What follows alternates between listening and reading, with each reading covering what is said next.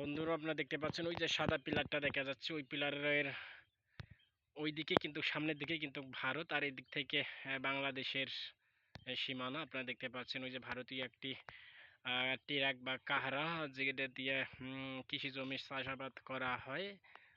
দেখেন ওই যে আপনারা দেখতে পাচ্ছেন গেটটার ওখানেই যে বিএসএফ একটা, সে কিন্তু গেট খুলে এদিকে চলে এসেছে, অর্থাৎ বাংলাদেশের এদিকে চলে এসেছে। কারণ এদিকে ওই যে কাহারাটা কৃষক ভাইরা এখন যাবে, ভারতীয় কৃষক ভাইরা, কাজে কিন্তু গেটটা খুলেছে, এই দেখতে পাচ্ছেন আপনারা। অবশ্যই যদি ভালো লাগে লাইক কমেন্ট শেয়ার করবেন, এবং আরও ভিডিও পেতে আমার চ্যানেলটি অবশ্যই সাবস্ক্রাইব করে রাখবেন, তাহলে কিন্তু আমাদের ভারতের সীমান্তর বিভিন্ন ভিডিও আপনাদের মাঝে উপহার দিতে পারবো, এবং আপনারা দেখতে পারবেন আপনারা যদি যুক্ত থাকেন।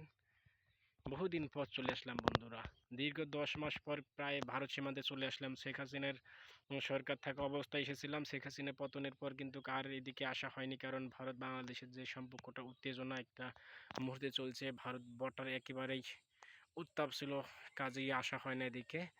তাও অনেকদিন পর চলে আসলাম, কিন্তু আমরা কাছে যাচ্ছি না, কারণ ভারতীয় বিএসএফেরা বাঙালি বাঙালিদের দেখলে একটু চড়াও হতে পারে, কারণ বাংলাদেশের সাথে যেহেতু একটা সম্পর্ক ভালো যাচ্ছে না, কাজেই আমরা কিন্তু ওদিকে আর যাচ্ছি না বন্ধুরা। আপনারা দেখতে পাচ্ছেন ভারত সীমান্ত যায় না।